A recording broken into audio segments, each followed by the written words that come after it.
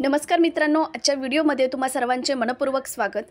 मित्रांनो, आज आपण AI वापरून कसा होतो ऑनलाईन फ्रॉड याबद्दल सविस्तर पाहणार आहोत। मित्रांनो, समजा एके दिवशी तुम्हाला एक मेसेज येतो, तुमचं KYC अपडेट करा नाहीतर अकाउंट ब्लॉक होईल आणि तुम्ही जी लिंक आली असते त्या लिंकवर क्लिक करता आणि तुमचं नाव, मोबाईल नंबर आणि OTP देता आणि काही तासातच तुमचं बँक खातं रिकामं होतं। हे सगळं घडलं तुम्हाला कळायच्या आधीच। पण हे काम एका माणसाने नाही केलं, तर हे केलं आहे AI म्हणजेच आर्टिफिशियल इंटेलिजन्सनी।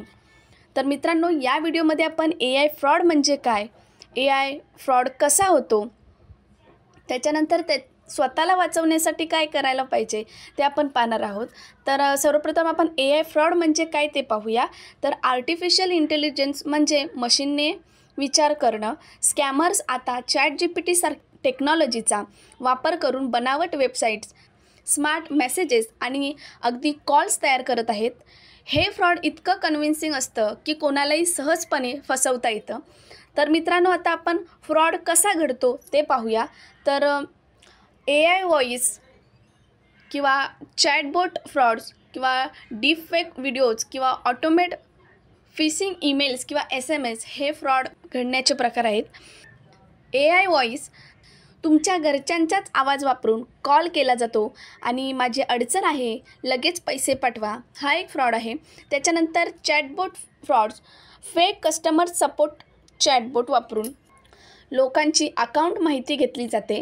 तिसरा आहे डीपफेक व्हिडिओज, रिअल वाटणारे व्हिडिओ तयार केले जातात, जसे की एखादा सेलिब्रिटी सांगतोय हे ॲप वापरा आणि पैसे कमवा। त्याच्यानंतर चौथा आहे ऑटोमेट फिशिंग ईमेल्स किंवा SMS, AI वापरून हजारो ईमेल्स किंवा मेसेजेस तयार केले जातात। हे आपल्याला सगळे रिअल वाटतात।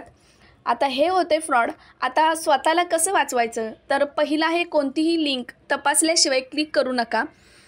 दुसरा आहे कोणत्याही व्हॉइस कॉलवर विश्वास ठेवू नका, अगदी आवाज ओळखीचा वाटला तरीसुद्धा। त्याच्यानंतर हे शक्यतो 2 फॅक्टर्स ऑथेंटिकेशन वापरा। त्याच्यानंतर स्ट्रॉंग पासवर्ड ठेवा आणि रेग्युलर अपडेट करा।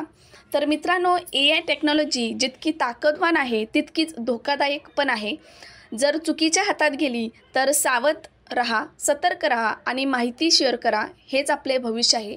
तर मित्रांनो, जर व्हिडिओ आवडला असेल तर व्हिडिओला लाईक करा, शेअर करा आणि मराठी अवनी यूट्यूब चॅनलला सबस्क्राईब करा। धन्यवाद।